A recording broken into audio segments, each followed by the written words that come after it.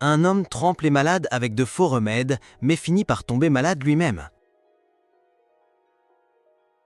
Le soleil s'était à peine levé sur le petit bourg de Ravelot lorsque la foule se pressa autour de la grande place. Chaque semaine, un homme au manteau sombre et au chapeau trop large attirait les curieux. Sa charrette débordait de fioles brillantes, de poudre aux couleurs étranges et d'onguents aux parfums capiteux. On le surnommait le guérisseur itinérant, mais personne ne connaissait son véritable nom. Il parlait avec assurance, posait sa voix comme un prêcheur et promettait des miracles là où les médecins avaient échoué. Les mères désespérées venaient pour leurs enfants malades, les vieillards pour leurs douleurs, et même les plus sceptiques se laissaient séduire par son éloquence. Il savait capter les regards, inventer des histoires de guérison fabuleuses dans des contrées lointaines. Ses mains rapides distribuaient les fioles comme s'il offrait la vie elle-même. Pourtant, derrière son sourire, il ne vendait que de l'illusion. La foule ignorait que, sous le vernis de la science, se cachait un homme sans scrupules, prêt à tout pour s'enrichir. Et ce matin-là, tandis qu'il levait une fiole de liquide doré vers le ciel, nul n'imaginait que bientôt, son propre corps deviendrait le théâtre de la plus cruelle des ironies.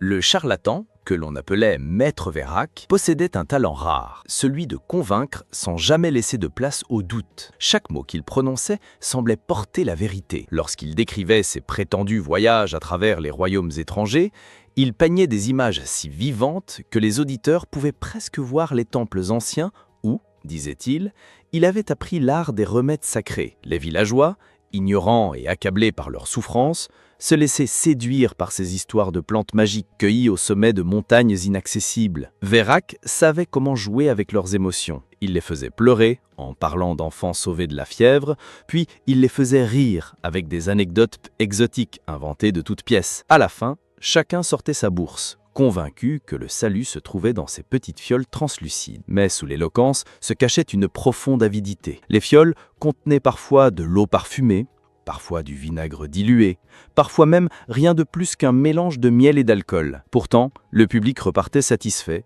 persuadé que la guérison arriverait tôt ou tard. Vérac, lui, riait intérieurement, convaincu que personne ne pourrait jamais découvrir son secret. Les semaines passaient, et les habitants du village, bien que dupés, n'osaient pas élever la voix. Chacun voulait croire au miracle. Ceux qui mouraient après avoir consommé les fioles de Vérac étaient enterrés dans le silence, leur famille préférant se persuader que la maladie était trop forte. Mais certains commençaient à murmurer. Une mère, après avoir vu son enfant s'éteindre, malgré la promesse d'un remède, avait juré qu'elle ne tomberait plus jamais dans le piège. Un vieil homme, autrefois robuste, s'était affaibli davantage après avoir bu l'élixir fortifiant du charlatan. Pourtant, Vérac échappait à toute confrontation. Il savait sourire, offrir des fioles gratuites en guise de compensation et prononcer des mots apaisants qui désarmaient les colères. La douleur, mêlée à l'espoir, maintenait les villageois dans un état de dépendance. Le marché devint chaque semaine un théâtre où la souffrance rencontrait la supercherie. Et plus le mensonge durait, plus il grandissait. Mais dans l'ombre, certains commençaient à rassembler les preuves de sa fraude, guettant le moment où la vérité éclaterait.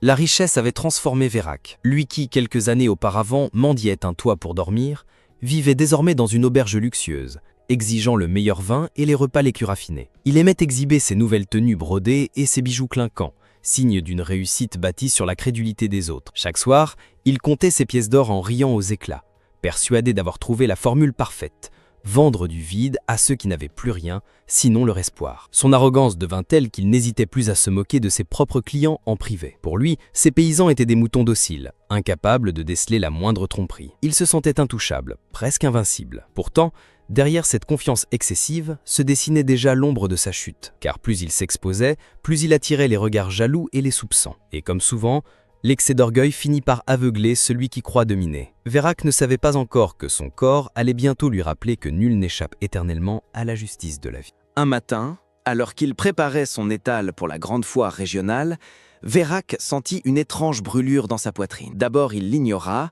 persuadé que ce n'était qu'une indigestion après un festin trop copieux. Mais la douleur s'intensifia, se propageant comme une flamme sourde à travers son torse. Il manqua de s'écrouler en disposant ses fioles. Rapidement, il but l'un de ses propres élixirs, certain que son mélange d'alcool et de miel apaiserait l'inconfort. Mais rien n'y fit. La douleur ne diminuait pas, elle s'installait. Vérac, pour la première fois depuis longtemps, sentit une peur glaciale l'envahir. Il chassa aussitôt cette impression, refusant de croire qu'il pouvait être atteint. Lui, le grand guérisseur, ne pouvait pas tomber malade. Il se força à sourire devant la foule, cachant ses grimaces sous un masque d'assurance. Pourtant, au fond de lui, une angoisse sourde grandissait, et cette douleur n'était que le premier signe d'un mal bien plus cruel.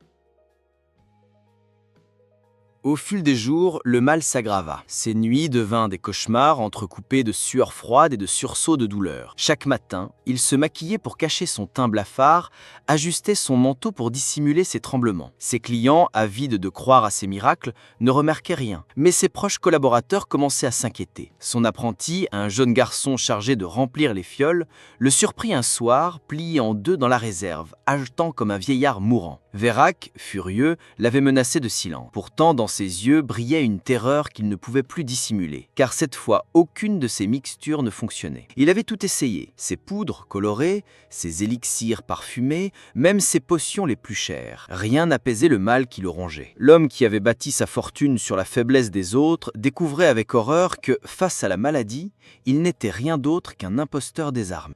Dans les ruelles étroites du bourg, les chuchotements devinrent un souffle continu. On racontait que maître Vérac avait le visage tiré, que ses mains tremblaient lorsqu'il bouchait les fioles, que son rire sonnait trop creux pour être honnête. Une ancienne accoucheuse, dame Irène, respectée pour son sens du discernement, observait depuis longtemps le manège du faux guérisseur. Elle n'ignorait ni l'odeur d'alcool frelaté de ses mixtures, ni la manière trop théâtrale dont il vantait des cures impossibles. Lorsque les rumeurs de sa faiblesse parvinrent à ses oreilles, elle sut que le moment approchait. Elle réunit discrètement quelques familles éprouvées, un menuisier qui avait perdu sa sœur, une vendeuse de pain dont le père s'éteignait malgré les fioles avalées, un garçon d'écurie entêté qui prétendait avoir vu Vérac remplir ses flacons avec de l'eau tentée. Ensemble, ils décidèrent d'observer ses habitudes, de noter ses allées et venues, d'examiner les déchets qu'il jetait derrière l'auberge. Chaque nuit, dame Irène consignait tout dans un cahier, méthodique et patiente. À mesure que les pages se noircissaient, les doutes prenaient corps. Vérac ne possédait ni savoir, ni plante rare, ni secret venu d'Orient. Il ne possédait qu'un masque bien cousu. Et si ce masque se fissurait, la vérité,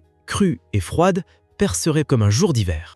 L'apprenti, qu'on nommait Tilio, n'était pas mauvais garçon. Il avait suivi Vérac par nécessité, attiré par quelques pièces et par l'illusion de voyager. Mais plus la maladie de son maître s'accentuait, plus sa conscience se réveillait. Un soir, alors que la lune jetait une pâle lisière sur les toits, Tilio renversa par mégarde un casier. Une fiole éclata contre le sol, libérant un parfum de cannelle et de rien. L'odeur était creuse, artificielle, sans la moindre note herbacée que l'on attend d'un remède véritable. Intrigué, il en goûta la goutte qui perlait au bout de son doigt, un goût d'alcool, d'eau et un sucre lourdeau qui vous colle au palais. Tilio sentit la colère monter. Combien d'enfants avaient pleuré pour obtenir ce nectar inutile? Combien de mères avaient vendu leurs boucles d'oreilles pour cette promesse vaine? Lorsqu'il leva les yeux, Vérac était là, pâle, la main crispée contre la poitrine. « Ce n'est rien, garçon, nettoie. » La roue était sèche, menaçante. Tilio obtempéra, mais cacha un éclat de verre dans sa manche, avec la goutte figée qui témoignait du mensonge. Le lendemain, il glissa le fragment dans une poche intérieure, décidé à le montrer à quelqu'un qui saurait quoi en faire. La peur l'étreignait, mais la vérité, désormais, l'escortait.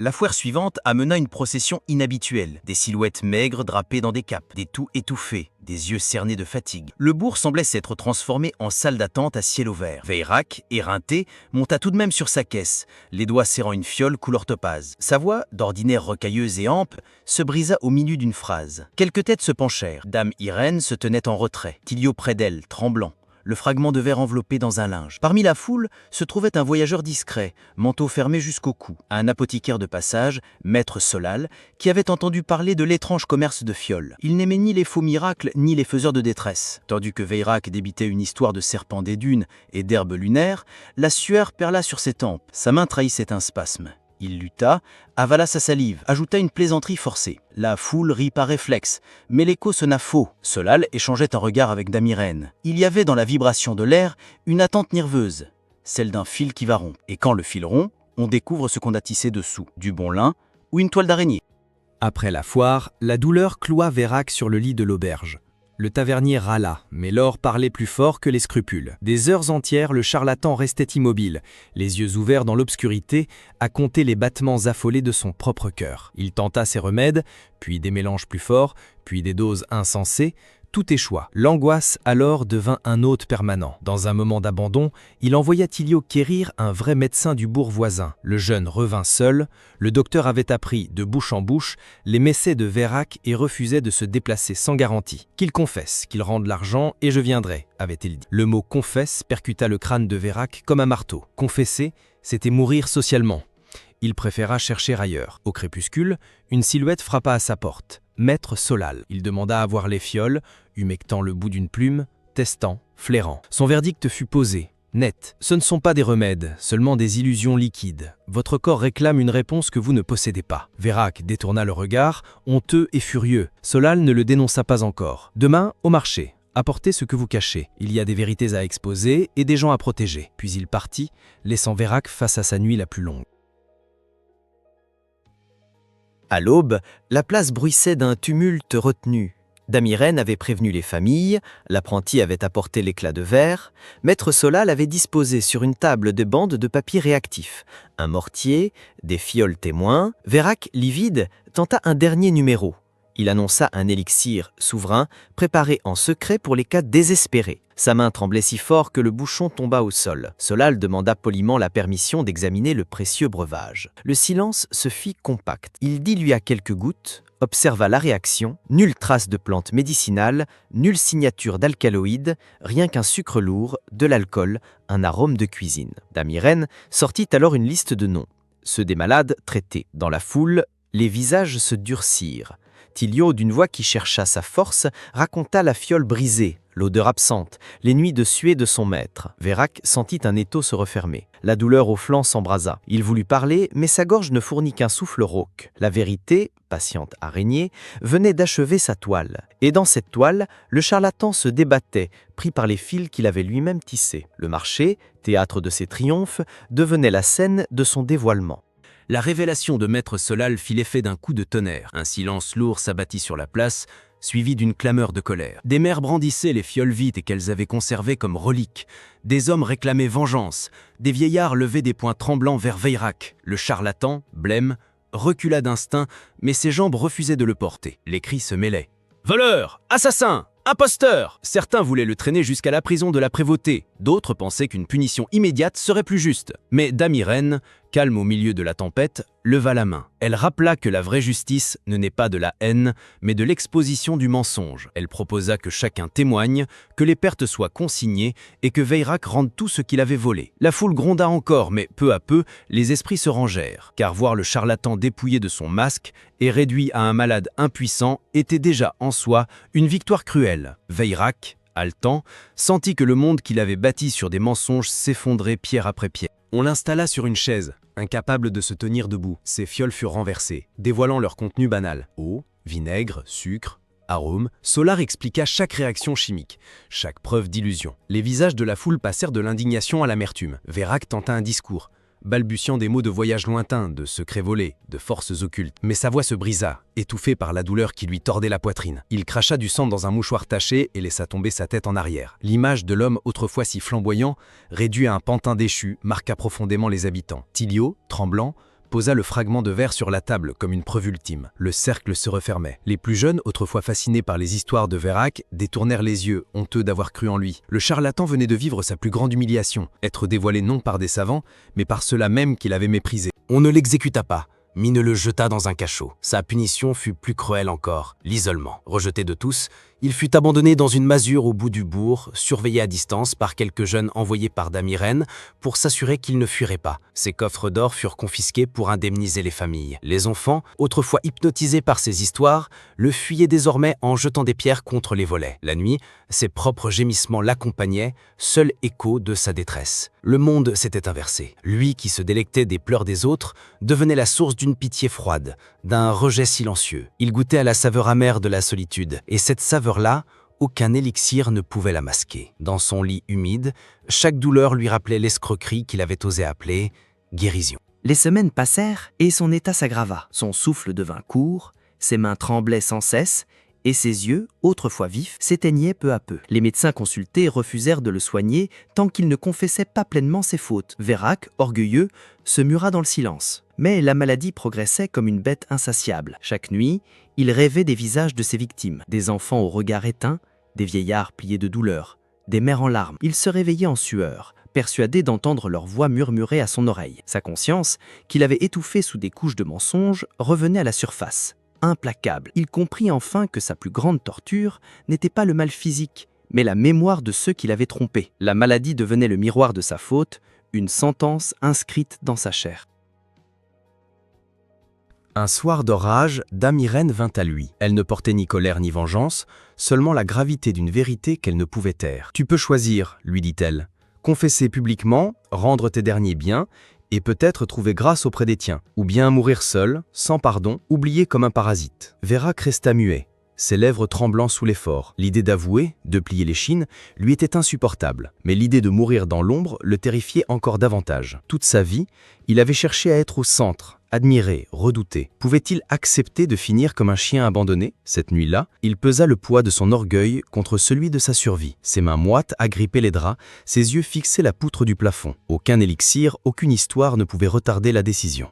Au matin, porté à moitié par Thilio et Dame Irène, Vérac fut conduit sur la place. Le village entier s'y était réuni, alerté par la rumeur. Sa voix était faible, éraillée, mais chaque mot vibrait d'une vérité brutale. « Je vous ai menti. Tout ce que j'ai vendu n'était qu'illusion. J'ai profité de vos douleurs, de vos espoirs, et j'ai bâti ma fortune sur vos larmes. » Le silence fut lourd, oppressant. Les habitants, stupéfaits, écoutaient sans éclat de voix. Certains pleuraient de rage contenue, d'autres de soulagement. Vérac poursuivit, haletant. « Si je pouvais revenir en arrière, je ne le ferais pas, car je n'étais rien sans vos illusions. Mais aujourd'hui, je paie. » Un long frisson parcourut l'assemblée. La confession, tardive, n'effaçait pas les morts, mais elle marquait un point final. Pour la première fois, le masque tombait complètement.